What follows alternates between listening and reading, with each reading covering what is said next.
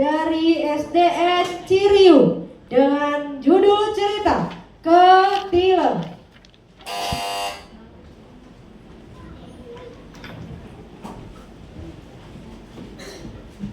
Assalamualaikum warahmatullahi wabarakatuh. Waalaikumsalam warahmatullahi wabarakatuh.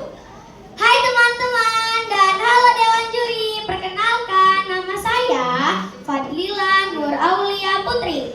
Saya perwakilan dari SD Negeri Ciriu.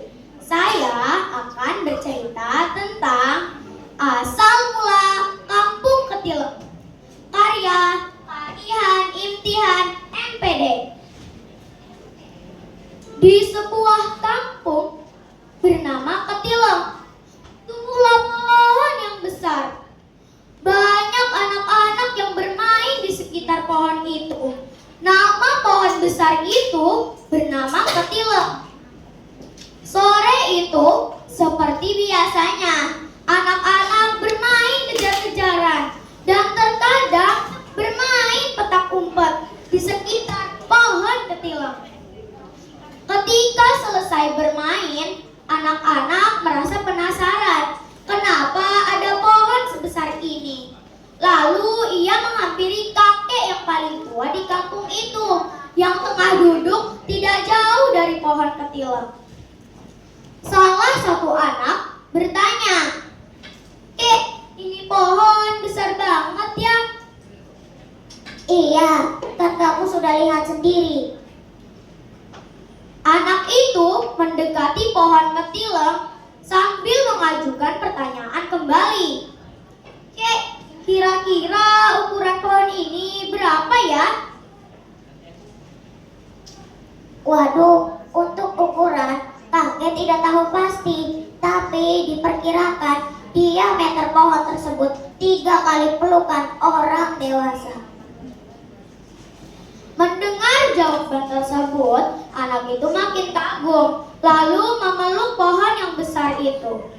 Meski ia sadar bahwa tangan kecilnya tidak mungkin mengukur diameter pohon tersebut. Sambil tersenyum, Sue mempunyai ide bagus. Lalu ia memanggil kakek yang paling tua di kampung itu.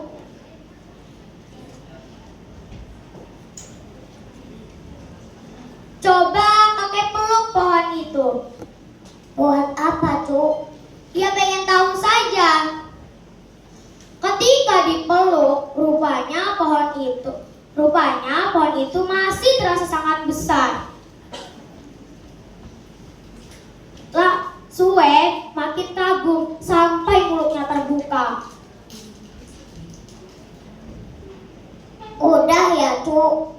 "Belum, Kek. Sudah dipeluk, terus dicium, Kek." "Lah, buat apa lama-lama?"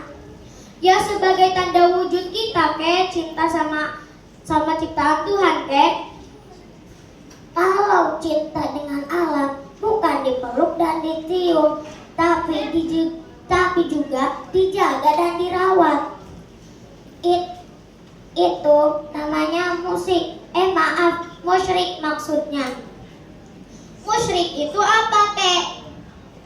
"Musyrik itu yang menyekutukan Tuhan.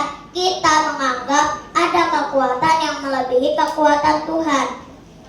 Padahal yang menumbuhkan pohon-pohon ini adalah Tuhan, dan pohon-pohon ini juga mengeluarkan oksigen atas kehendak Tuhan.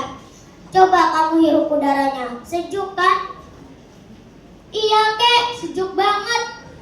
Oleh karena itu, kalau mau lingkungan kita sejuk dan asri, maka tanamlah banyak pepohonan.